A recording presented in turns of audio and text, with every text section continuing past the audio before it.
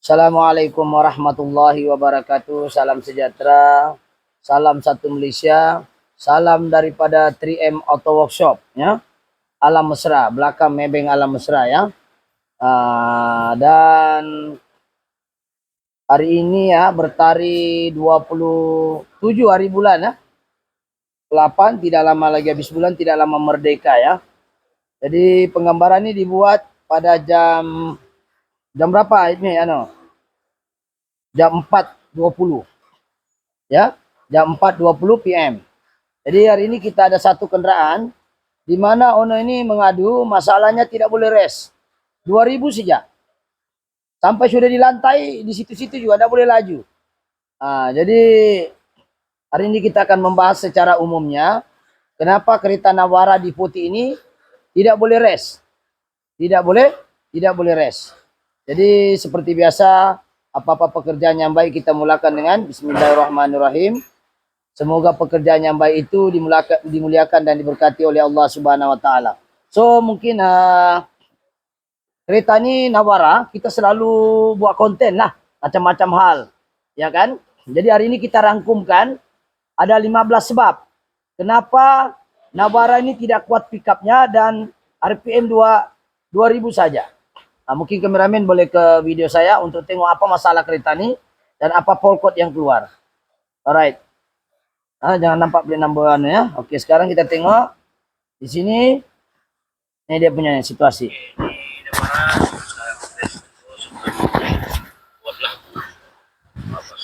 Masalah dia. Di sini Pilpam lah. Sekarang kita jalan. Ada close scan Pilpam lah. Sekarang sudah tekan minyak berhabis. Akan habis dia tetap itu saya lah. Tidak boleh lagi. Sudah sampai 2000. 1000 lebih jatuh sampai di kaki sudah. Lagi dia begitu saja. Dia 2000 saja. 2000.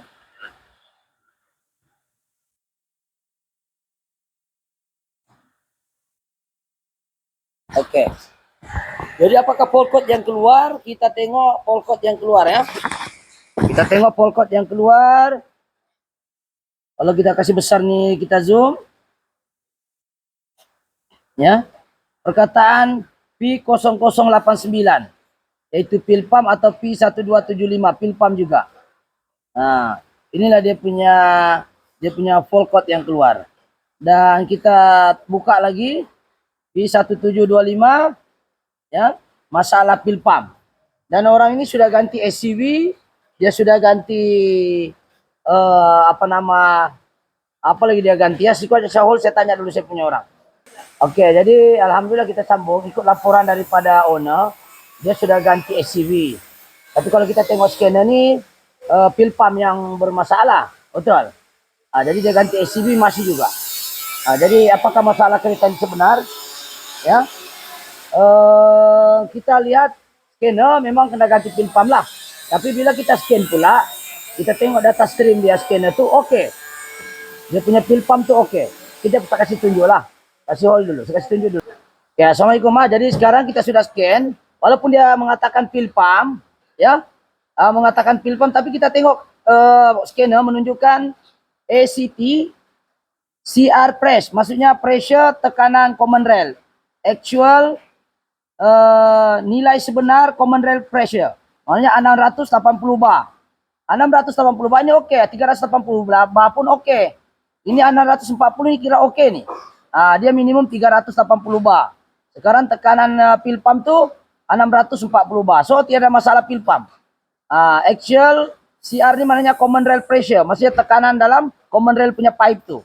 Jadi dia menunjukkan 640 bar minimum. Dia bergerak-gerak tapi kita ambil yang purata lah. Jadi kita suspek bukan masalah Pilpam, walaupun kalau kita tengok scanner sini dia bilang Pilpam. Mana sudah itu tadi ya? Sekejap saya cari dah ni. Walaupun dia cakap sini Pilpam masalah, betul. P1275. So, apa yang kita buat? Kita tidak ganti Pilpam dulu. Hari ini kita bahas 15 puncak kenapa kereta ini boleh jadi lemas. So, hari ini kita belajar satu-satu. Kita kenal satu-satu itu benda. Jadi kita sudah buka kereta ini, sudah settle lah. Tapi kereta ini kalau 15 salah satu masalah ini boleh jadi Navara tu jadi lemas. Oke, kita tengok ini pressure limiter sensor. Nih. Pressure limiter sensor, dia duduk sini. Kalau ini barang pressure limiter sensor berfungsi untuk menghantar data ke command rail. Tadilah itu yang data tadi actual tuh, pressure limiter sensor yang ini. Kameramen tengok ini. Nampak nih, sensor.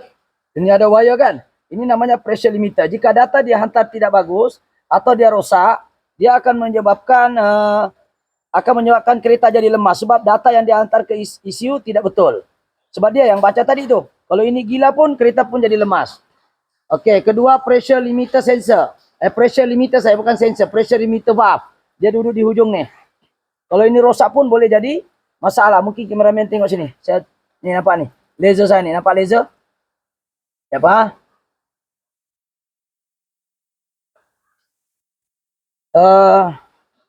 Boleh. Jangan tutup saya punya laser tu, nampak. Okey, nampak yang pipe tu? Panjang-panjang. Macam saiz 24. Tu. Ni.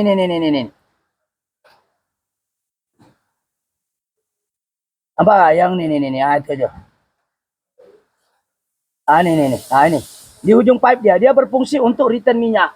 Maksudnya kalau minyak itu sudah mencapai 100 bar, 1000 bar, minyak akan return balik ke tangki. Jadi kalau spring itu terlampau open, minyak terlampau awal open, kereta pun akan jadi lemas. Itu disebut pressure limiter valve. Yang ini nomor 2. Yang ketiga, kereta juga boleh lemas akibat mass airflow sensor. Kalau kereta itu mass airflow sensor membaca berapa jumlah oksigen yang masuk dalam nih. MAP sensor. Nih. Ini dia. MAP sensor dengan IAT sensor dia gabung. Ada 5 wire nih. Nampak nih? 5 wire, 3 wire untuk MAF, 2 wire untuk IAT sensor. Di dalam ni ada IAT sensor, intake air temperature. Ini kalau rosak pun dia akan kereta jadi lemas. Yang keempat, kereta juga boleh lemas apabila masalah fuel pump. Ini namanya high pressure pump. Ataupun orang panggil fuel pump. Ini okey. Ini sudah.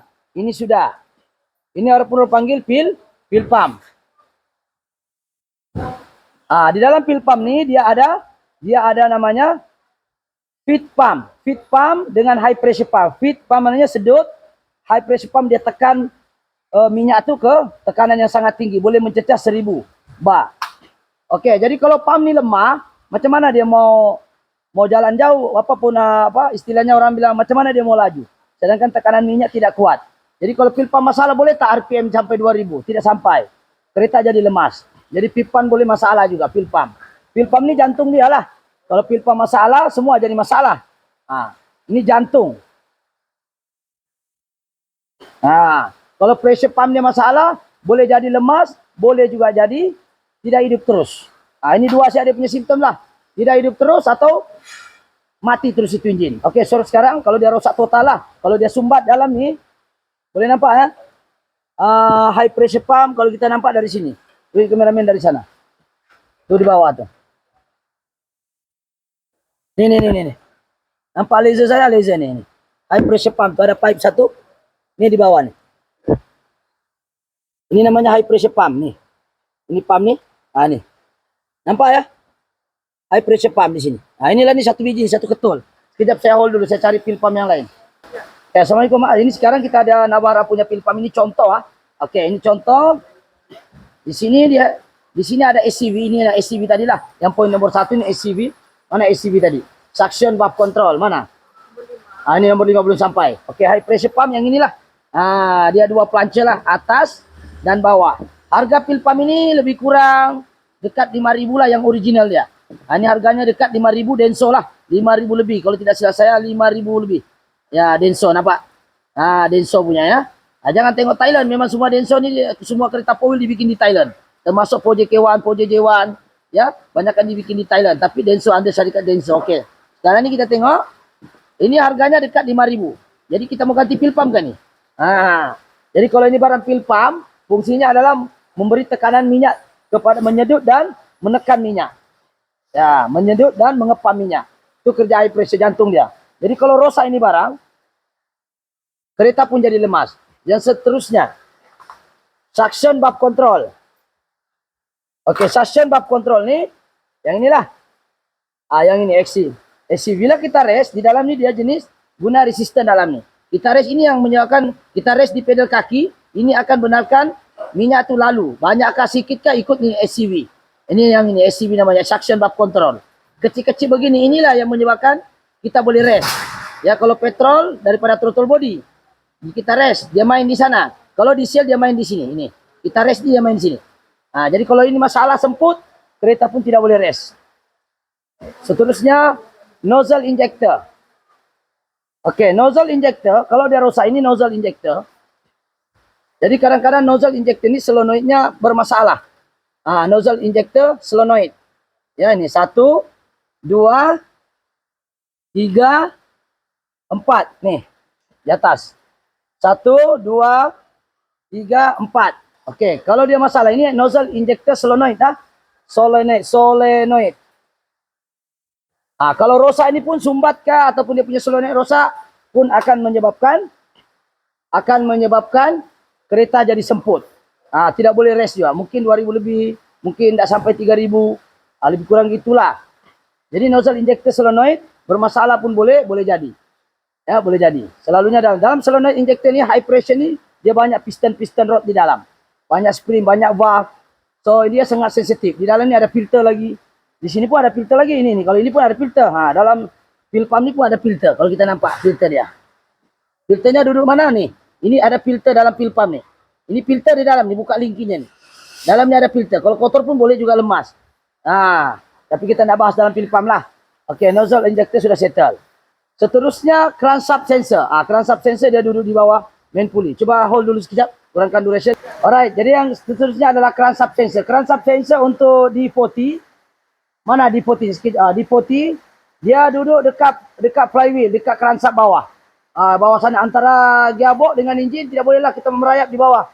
Dia punya flywheel, dia baca itu flywheel lah, macam saja FLX lebih kurang lah dekat crankcase dia baca. Dia punya crankshaft sensor tu duduk di sana. Duduk di sana ya. Lepas tu camshaft sensor di sini. Dia tidak dapat merayap di bawah camshaft sensor ini. Crankshaft sensor membaca firing order untuk putaran puli ya, crankshaft. Lepas tu camshaft sensor baca putaran firing order untuk injector ini. Ini crankshaft sensor. Nampak ni dua wire?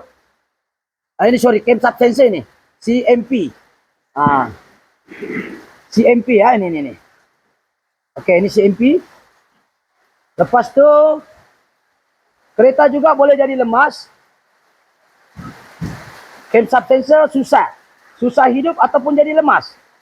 Boleh jadi lemas juga. CMP dengan CKP ini adik-beradik lah. Petrol ada, diesel pun ada, tapi diesel yang common rail saja. Kalau manual fuel pump tidak ada. Manual fuel pump ataupun separa elektronik. Oke, seterusnya kereta juga boleh jadi lemas bila turbo itu tidak berfungsi dengan baik. Turbo itu yang ini. Turbo itu yang inilah. Kameramen sini. Ini namanya turbo ini berfungsi untuk menekan udara. Kalau dengan diesel itu fuel pump. Kalau udara dia tekan ini. Ini ada namanya turbine wheel dan juga compression wheel.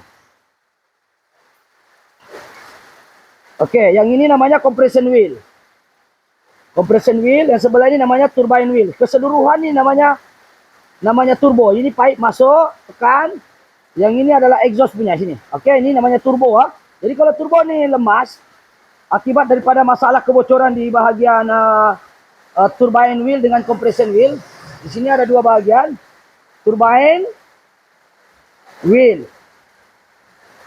dengan compression wheel. Lepas itu dihubungkan menggunakan shaft. Jadi ini tekan udara, tapi untuk tekan udara dia kena perlu melalui turbine wheel menggunakan asap buang. Tapi masalahnya sekarang asap buang tu mungkin turbine wheelnya patah, mungkin compression wheelnya patah, ya kan? Boleh menyebabkan enjin jadi lemas. Kau jalan macam mana pun macam tidak ada turbo, lemas. Oke, kasih mati flashnya, silau. Oke, jadi sekarang turbo kalau dia masalah pun boleh jadi. Yang kedua aktuator turbo, maknanya ini wastegate lah. Ini wastegate. Sampah, wastegate, begitu kah spellingnya? Wastegate. Jadi wastegate itu ataupun aktuator turbo yang ini. Aktuator turbo ini bila dia sudah sampai dia punya bush ini namanya wastegate actuator. Ini kalau dia sampai sudah dia punya bush ni akan bagi tahu isu bahwa bush sudah sampai. Dia tidak akan rilis supaya asap itu dia terus pergi exhaust. Tidak payah dia pusing itu turbine wheel.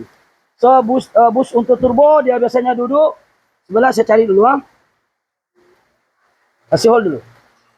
Alright, ini nampak nih 3 wire. Ini namanya turbo boost. Bila boost itu sudah sampai tekanan tinggi, dia akan kasih tahu ECU supaya dia rilis nih. Dia rilis di tekanan, jadi actuator wastegate akan open. Maknanya dia akan terus pergi asap. Dia tidak payah tukar, dia tidak payah open tuh. Dia tidak payah pusing itu turbine wheel. So, turbo boost tuh duduk di sini. Selepas intercooler turbo. Intercooler turbo yang ini. Nih. Nih namanya intercooler turbo nih. Daripada sana dia kompres, ini daripada sini dia kompres melalui intercooler turbo, masuk ke boost turbo, ini boost turbo 3 wire nih, lepas itu masuk ke throttle body, baru masuk ke mini pool intake, sebelahnya ada EGR. Oke, sekarang boleh tak kalau turbo masalah? Jadi lemas kereta ya. Turbo sangat penting, itu nyawanya kereta diesel. Kalau diesel ini tidak ada turbo, macam tidak ada guna lah itu engine. Tidak ada guna, sebab turbo ini dia kompres. Makin banyak udara, makin banyak oksigen masuk, makin kuat tuh kereta. Oke, soalan seterusnya. Faktor seterusnya ya. Actuator turbo kadang-kadang turbo oke. Actuator turbo. Boleh tak jadi lemas itu barang jika solenoid actuator turbo masalah? Ini selalu masalah nih, solenoid actuator turbo ataupun solenoid wastegate. Dia duduk sini. Kameramen fokus. Nih. Nampak nih 3 hose nih? Anda nampak nih. Ini namanya solenoid actuator. Solenoid actuator wastegate. Ini dah. Ini dia. Dia bersambung ke nih hose vacuum nih, nampak nih 3 tangan saya nih, nampak. Ini bersambung di sini. Nampak? Ini. Ini hose, ini wastegate actuator. Tapi sini ada solenoid. Kadang-kadang solenoid masalah. Solenoid masalah, dia tidak buka itu open, akhirnya kereta turbo ini sentiasa rilis. Maksudnya itu sentiasa open saja gara-gara solenoid actuator masalah. Actuator masalah ini dia seperti switch lah. Dia switch untuk hantar to vacuum kepada actuator wastegate tadi. Wastegate itu pakai vacuum. Dia ada actuator, ada defrag dalam. Tapi dia nak guna vacuum. Masalahnya vacuum itu dia kena melalui solenoid. Jadi kalau solenoid masalah, kereta pun boleh jadi lemas. Kalau itu rosak pun boleh jadi lemas. Sebab dia sebagai switching. Angin limpas atau tidak, kena lalu dia. Oke, seterusnya. Masalah diesel filter. Diesel filter ini boleh jadi lemas juga. Kadang-kadang susah mau dihidupkan, diesel filter benda sepele. Ini namanya diesel filter. Diesel filter ini dia menyaring kotoran. Jadi kalau kotoran terlalu banyak, minyak sikit saya limpas. Ini namanya hand pump lah. Hand pump, jadi filter itu sumbat. Boleh menyebabkan kereta jadi lemas juga. Gara-gara ini saja. Sebab ingat, diesel hidup dia tidak ada spark plug. Dia harap tuh minyak lancar, tekanan bagus, kompres bagus, sistem common rail semuanya kena berjalan dengan bagus. Apa itu sistem common rail ini? Common rail ini semua ini sistem common rail ni. Pressure limiter, pressure switch, MAF, high pressure ini semua common rail ni. Ini common rail semuanya. Ini tidak masuk common rail lah. Sebab kereta ada common rail pun ada turbo. Ini 1 hingga 8 ni common rail. Ini semua sistem common. Ini semua dipanggil. Ini disebut cuma CR system. Mana common rail system. Ini semua anak-anak dia dalam sistem common rail. Oke. Kalau common rail semua oke, turbo oke, actuator turbo oke, tapi solenoid tidak oke, lemas juga kereta. Alright, soalan seterusnya. Diesel filter sudah. Diesel filter ini dia menapis. Jadi kalau minyak tidak lancar, macam mana dia mau buat tenaganya? Dia tidak cukup makan, bah. Dan kita lah macam mana mau angkat berat. Minyak pun tidak cukup, makanan tidak cukup. Patut saya makan 5 piring. Tapi bos kasih saya setengah piring ya, lapar lagi, tidak kuat tenagaku. Jadi tidak cukup makan, diesel tidak cukup. Ya. Boleh tak jadi lemas? Boleh. Alright, seterusnya EGR. Ini orang banyak pertikaikan. Oke, EGR ini apa? Exhaust. Macam mana exhaust? Exhaust gas recirculation. Mananya exhaust gas recirculation. Mananya bahan bakar yang tidak terbakar sepenuhnya akan di-recycle balik. Macam sampah. Sampah itu sudah terbakar. Tapi ada lagi daun-daun tidak terbakar kan? Kita tendang pakai kaki ke pakai tanah untuk bakar semula. Proses bakar semula itu dipanggil EGR. So, apa kaitannya dengan lemas? EGR itu mana duduk sini? Ini EGR. Semangat ada EGR solenoid. Yang ini EGR solenoid. Yang ada wire dipanggil EGR solenoid.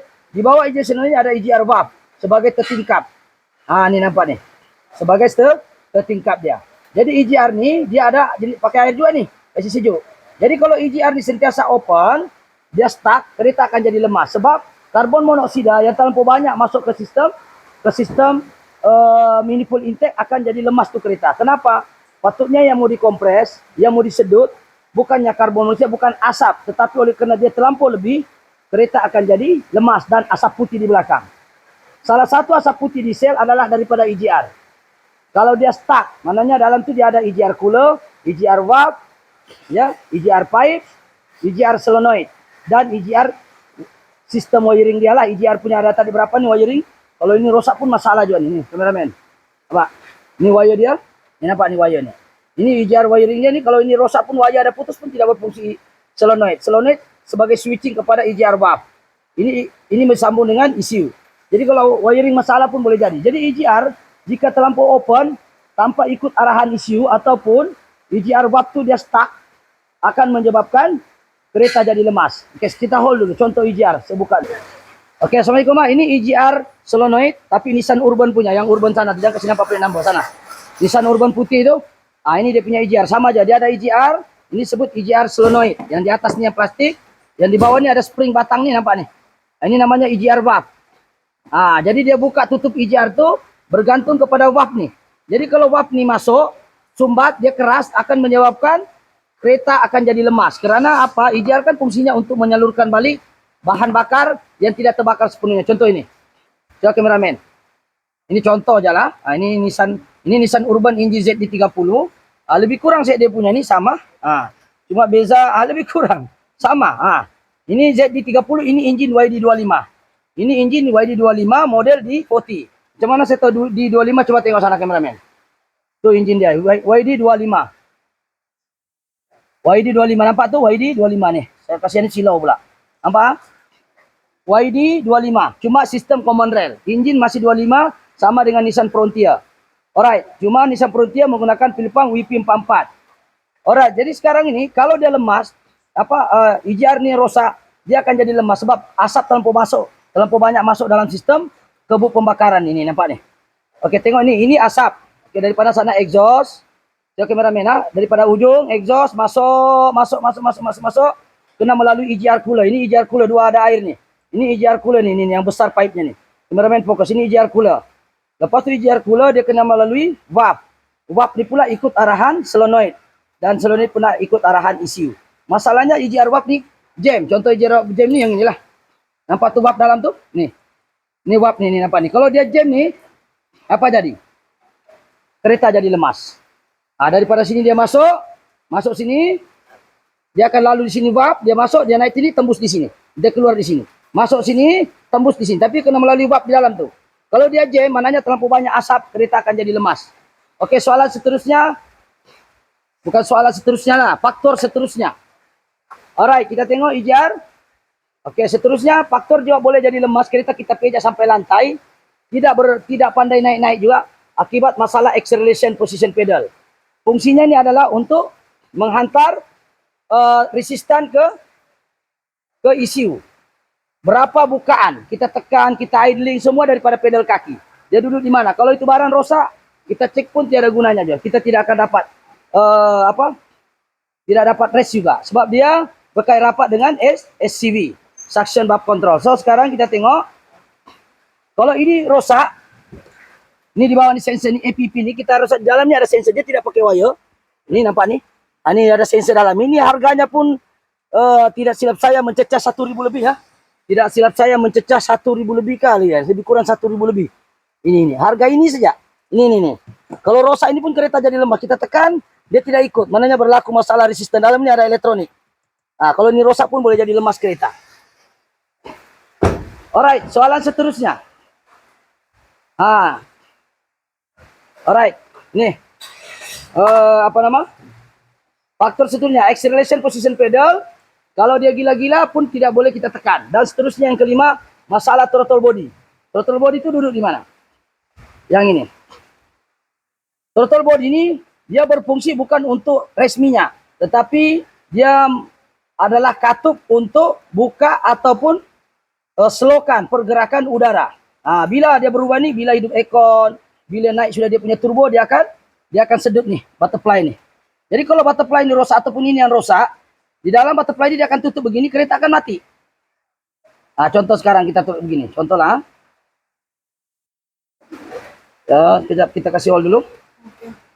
Oke, sekarang kita ini namanya throttle body. Boleh tak engine mati? Kalau dia tertutup begini, matilah engine. Nah, nih. Tapi jarang rusak. Tapi kita cerita membahas tentang kenapa dia pandai mati engine ataupun lemas. Coba start engine. Kita pasang. Contohlah. Start, jaga tangan. Kereta ini sudah oke ya, tapi saya mau kasih tunjuk nih. Ini barang kalau saya tutup dia mati kan engine. Oke, start. Sekarang kereta sudah oke, tapi saya mau tunjuk ini sih ya. Tuh. Apa? Ini throttle body. Coba kau rest. Boleh rest dah? Coba rest. Tidak boleh rest. Tuh. Kau pergi tengok sana.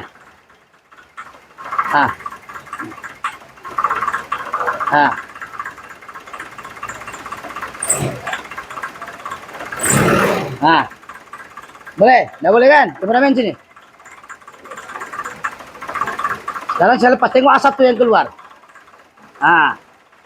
Ini kalau saya lepas dia akan normal balik. Saya tekan. Alright. Jadi sekarang ini kereta ini sudah oke. Saya cuma bagi tunjuk 15 sebab kereta ini sudah oke. Biar saya dulu situ. Kereta ini sudah oke. Dia tidak ada ganti apa-apa ini.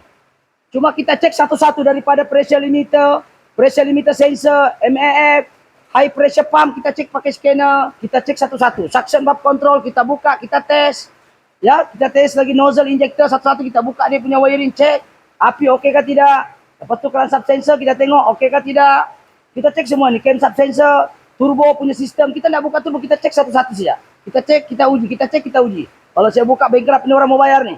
Actuator turbo kita cek betulkah dia berfungsi dengan baik. Waktu solenoid actuator turbo kita tengok oke kah tidak. Diesel filter kita tengok laju kah tidak. Kita pakai hand pump tengok kuatkah tidak dia punya minyak keluar. EGR kita tengok takut dia ada stuck bagian EGR valve nih. Ini takut ada sumbat. Ya, kita cek dulu satu-satu. Oke juga. Acceleration pedal kita tengok daripada scanner. Dia punya respon. Daripada scanner kita nampak oke. Dan throttle body pun kita nak tengok cek mana tahu ada yang jam. Semua oke. Jadi apa masalahnya kereta nih? Masalahnya tidak ada masalah ini kereta. Cuma semuanya ini kita buat synchronizing balik semuanya. Sebab orang ini dia sudah ganti SCV. Kalau kita ikut betul-betul pressure limiter sensor ini mencecah 400 lebih. Atau mencecah 600. Pressure limiter ini pun lebih kurang juga harganya. MAF ini dekat 350 lebih kurang. High pressure pump jangan ceritalah ini dekat 5.000. Ini dekat 5.000 nih. Suction valve control lebih kurang 600 lebih. Nozzle, nozzle kalau rosak satu biji ni 2.000. Ini satu biji 2.000 nih. Nozzle injector nih. Satu biji mencecah 2.000 hingga 4.000. 2KD 4.000 lebih. Ini, sorry ini injector nih. Sorry ini. Ini satu biji nozzle injector saja 2.000 untuk second ori, 2.800 yang original baru, satu biji 4.000 satu biji. So kalau rosak kalilah, kalau 4.000 kali dengan 4 biji 18.000. Adakah duitnya orang ini 18.000 nih? Kalau ini masalah mana tuh? Ini high pressure, sorry. Nozzle injector solenoid. Kalau rosak ini barang injektornya jenis common rail 4.000 harganya. Satu biji. Boleh cek sendiri. Untuk Denso original. Kalau 2KD, 1KD pun lebih kurang. Kalau second pun dekat 3.000, ada yang 2.000 lebih. Jadi kebanyakan kita pun servis. Kalau servis pun memang 100 lah satu biji. 100, mungkin mencecah 500 lebih satu biji, 600 saja tahu. Tengoklah tempat mana kita antar engineer. Kalau bagus, kalau rosak juga walaupun sudah kita servis kena tukar juga. Tapi engineering tetap kita gantilah. Oke, jadi sekarang crankshaft. Ini crankshaft memang lari-lari juga dengan 400 300. Ini 300 lebih. Turbo jangan ceritalah 4.000 lebih juga turbo. Actuator turbo, wastegate boleh jadi. Ini murah lah sedikit kalau ini saya rosak. Ini lagi solenoid. Ini solenoid 600 lebih nih. Yang tadi itu solenoid 600 lebih. Kita pernah tukar hari itu satu kali. Diesel filter ini murah lah. EGR. Nah EGR ini jangan main-main. 1.000 lebih baru. Ini acceleration position pedal lah. Ini lagi mahal. Ini 1.000 lebih. Original daripada Nissan lah. Bukan aftermarket. Throttle body ini murah, walaupun dia murah sedikit, tapi dalam kepala 700. Jadi kesimpulannya 15 benda ini, adakah ke semua benda ini tadi kita tukar? Adakah kita tukar? Yang sebenarnya kita tidak ada tukar pun. Kita cek satu-satu. Yaitu SCV yang dia tukar di kedai lain itu tidak rosak. SCV yang original itu tidak rosak. Tidak rosak SCV itu. Jadi apa masalahnya? Hanya berlaku synchronizing saja. Kita bersihkan SCV, kita bersihkan sistem-sistem sensor tadi, kita uji dan kita buat synchronizing pakai scanner. Alhamdulillah kereta ini sudah oke. Kita hanya synchronizing saja. Tapi sebelum kita synchronizing, kita tengok pressure fuel pump itu katanya rosak nih fuel pump. Jadi kita ceklah satu-satu fuel pump oke. Kenapa begitu? Kita cek ini MF takut rosak atau tidak. Tengok semua ada nilai. Kita uji, kita pinjam orang punya, kasih masuk dia punya. Banyaklah ada yang kita pinjam, ada yang kita kasih tes, buka pasang. Inilah semuanya benda nih. Ini semua kalau tidak ada 20.000 nih matilah. Jadi semuanya kita uji. Jadi kereta ini sekarang sudah oke. Coba kita tengok. Semua oke. Kalau kita tengok fuel pump pun mencecah 5.000, 4.800 lah. Dia kameramen sana ya. Hari itu kereta tidak boleh start, betul? Sekarang ini kita tengok. Kita rest. Oke. Jalan ringan sudah, tengok RPM. Cari 2.000 pun tidak sampai, betul? Ini dekat 5.000 lah, ya.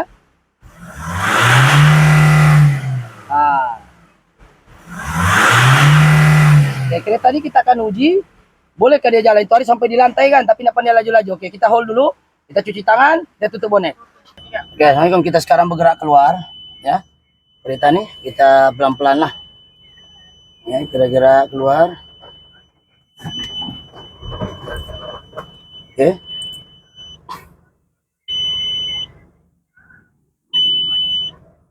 Kalau kita gerak, kita akan lajak-lajak nih kereta. Bukan sengaja mau kasih rosak, memang sengaja kita mau tes. Kita tengok.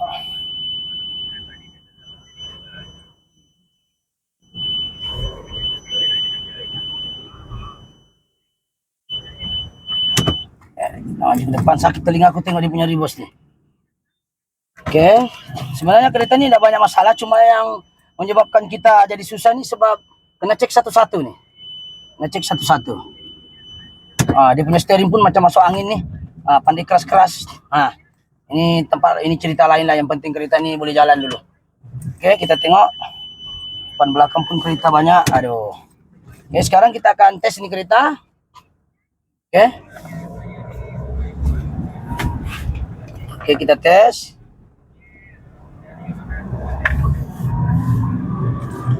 Alright. Kita laju-laju bukan mau minta puji, sebab kita mau tes dia responsif ke tidak.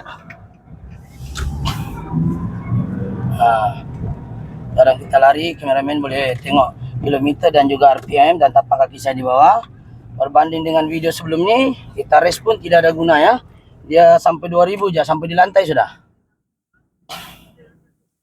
Kalau kita tengok yang saya punya orang antar nih. Oke, kita tengok.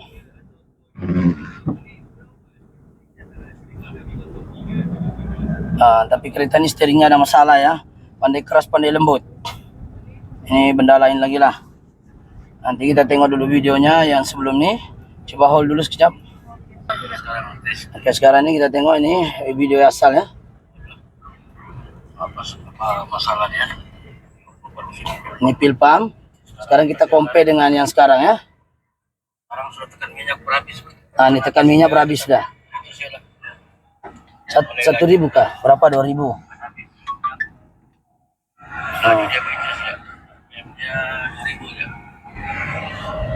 Oke, kita akan tes kereta ini. Oke.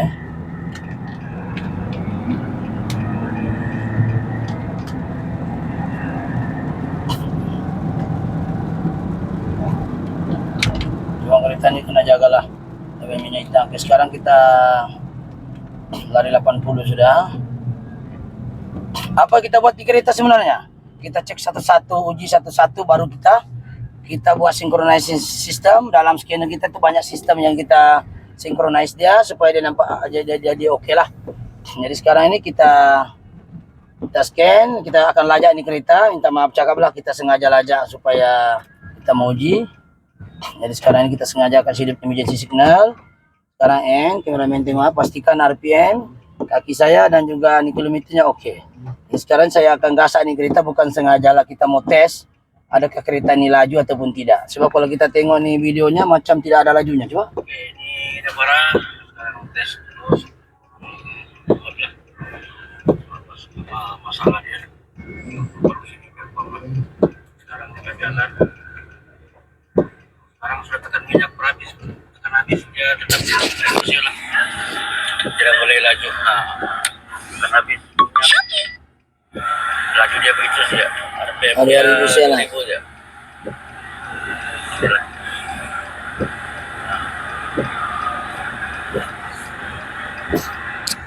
Oke, jadi itulah kita tes kereta ini, apa perbedaan sebelum dan selepas kita buat. Tapi penat juga lah, kita cari satu-satu nih, uji satu-satu. Oke, sekarang kita akan jalan. Oke. Walaupun kereta ini macam dah jaga minyak hitam, engine pun ada masalah, kita tengok. Alright. Lari 80, sekarang lari berapa sudah nih? 100. 100 kah? Tengok kameramen, 100 tidak? Oke, boleh nampak ya? Kita akan pusing lagi. Cuma kereta ini tidak dijaga minyak hitamnya, turbonya pun tidak berapa kuat sudah. Tapi lebih baik daripada yang asal lah.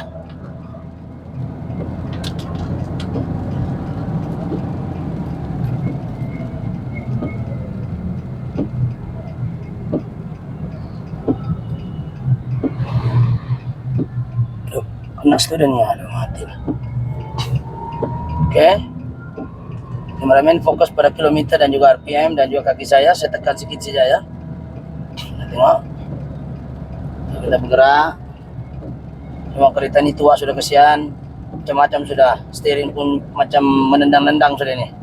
Tapi oke lah. Daripada yang asal. Ya. Tapi kalau dia rosak juga, kena synchronizing balik antara APPS dengan SCV. Dah boleh main ganti-ganti saja. Oke, kita akan tes lagi satu kali. Berapa minit sudah ini? Macam terlampau panjang ini. 37 menit. Oke, sekarang kita tes lagi satu kali. Oke, lepas itu kita akan tamatkan penggambaran.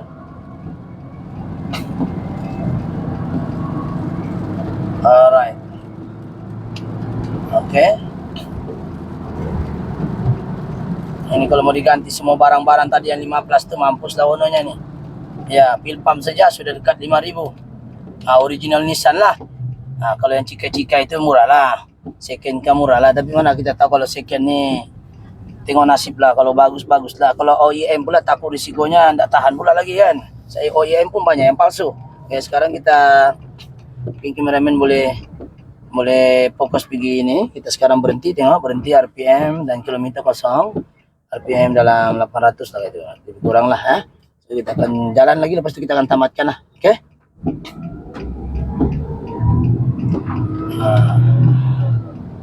Tengok.